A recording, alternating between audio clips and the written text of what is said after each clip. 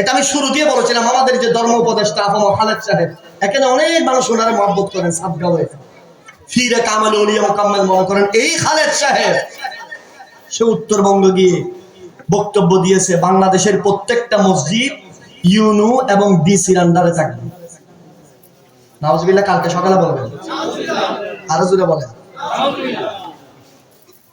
বলেন এই আপনার সব বা দুনিয়ার সব মসজিদ বাদ আপনাদের মসজিদ মনে করেন ইউনু হিন্দু আছে না নেই, বৌদ্ধ আছে না নেই, আপনাদের এই মসজিদের সভাপতি একজন হিন্দু মানবেন? মানবেন? এইগুলা মানে কি? উনি একজন আলেম বলতেছেন, শাইখুল হাদিস বলতেছেন প্রতিটা মসজিদ সভাপতি থাকবে ইউনু এবং ডিসি। এটার মূল কি জানেন? এটা মূল আমি আগাম বলে দিচ্ছি আপনাদেরকে, এটা দেখবেন আপনারা। এটার মূল হচ্ছে ওই যে মানবাধিকার কমিশন। কেননা প্রত্যেক জুমা, যেমন আগামীকাল জুমা থেকে মিম্বর থেকে আওয়াজ উঠবে দেশের যতগুলো ইসলাম বিরোধী কথা হয় সেগুলোর পক্ষে, ঠিক কিনা বলেন? ইসলামের বিরুদ্ধে যারা আছে তাদেরকে সবগুলো খণ্ডন হবে। কোত্থেকে? মসজিদের ইমাম থেকে, ইমামরা, খতিবরা, যাদের উদ্দেশ্যে সে কথাগুলো বলবে। আর আপনার মসজিদ যখন ইউনুর আন্ডারে যাবে, ডিসির আন্ডারে যাবে, আপনাকে এরকম নোট করে দিবে। সৌদি আরবে যেভাবে দেয়, এই সপ্তাহে কি কি ভাষণ দিবেন এর বাইরে একটা শব্দ বলতে পারবেন, বললে আপনাকে জেলে নিয়ে যাবে। বুঝছেন গোড়া কোথায়? সূচনা এখন হয়ে গেছে।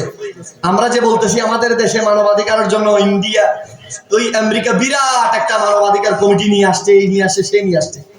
এগুলার মানে কি? এগুলা হচ্ছে মূল কারণটা শুনেন। দেশে যদি মানবাধিকার কমিশন যদি অলরেডি বৈধতা দিয়ে দিছে, আমরা তো বলতেছি তারপরে কি দিয়ে দিছে? বৈধতা দিয়ে দিছে। এখন কি হবে? এই দেশের ভিতরে সমকামিতা বেড়ে যাবে। নাউজুবিল্লাহ জোরে বলেন।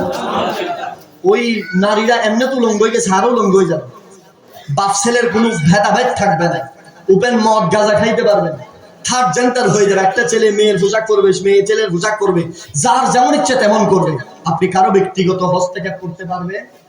যেভাবে আমেরিকাতে করা হয়, লন্ডনে করা হয়, সুইজারল্যান্ডে করা হয়, কানাডাতে করা হয়, অস্ট্রেলিয়াতে করা হয়, এইভাবে যে যার মতো করে চলবে, কেউ কাউকে বাধা দিতে পারবে?